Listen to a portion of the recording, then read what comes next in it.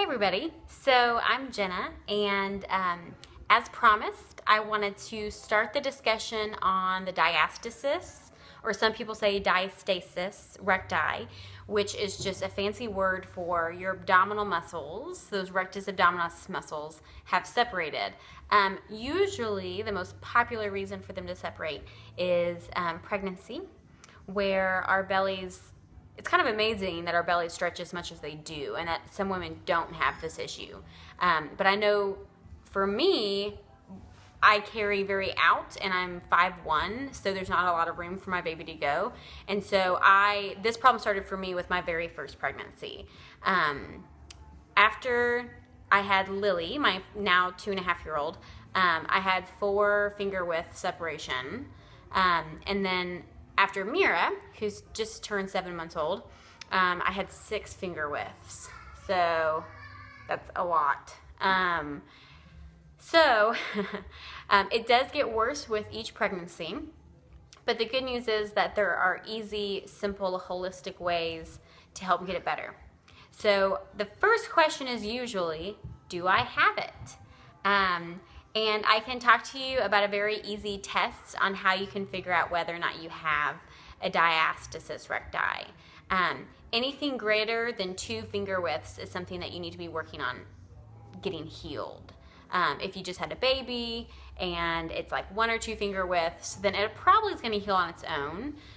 If you had a baby a long time ago, by that I mean greater than 6 months or a year, and you have 2 or more finger widths, then you should start doing these exercises. And in the meantime, you should discontinue any traditional core exercise. And then instead, I'm going to lead you through some basics and then also how to progress those in the next videos that we do. So, but yeah, first things first, and I'm sure you hear Lily upstairs, but first things first is how do you check for this? So I'm going to move this camera down. And first things, you need to lay down, okay? So I'm going to lay down here, and this is a nice side view for you.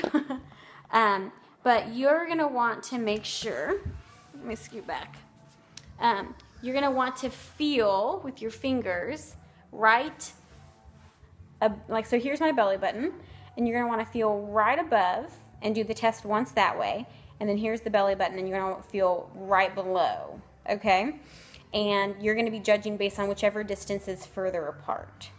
So you're going to lay on your back, and what you're going to do is you are going to put your hands behind your head, and you're going to crunch up. Okay, so when you do that, put one hand, I'm going to start off right below my belly button, okay, and I just have my fingers pressed down, and then you crunch up. And it should be very distinct. So if you're not sure, it's either very wide or it's not there. So it should be very, very distinct. And when you lift up, it's almost like your fingers sink below your muscles, okay? And then that's the first step is, do I feel where that separation occurs? And then the next step is, how many finger widths is it? So how many fingers can you fit in between your muscles? So when I'm saying that I used to have with the first baby, a 4 finger separation, I would crunch up and I would have this much space from between one muscle and the next. So really beneath that, you just have your organs and your fascia and stuff that's all stretched out. And that's really your support. So that's your support for your back, and that's your support for your stomach and your core, okay? So, like I said, you test below, relax, and by the way, besides testing, you never want to do these crunches if you have a separation, and then above, okay? So that's a very important start. So that's just a little sneak peek on testing for a diastasis recti, which is a very common issue after women have babies, and it does tend to get worse. So you may not have it with your first, but you may have it with your second or your third. So if you have it in the past or your doctor hasn't told you you have it, you should still check. Okay, thanks.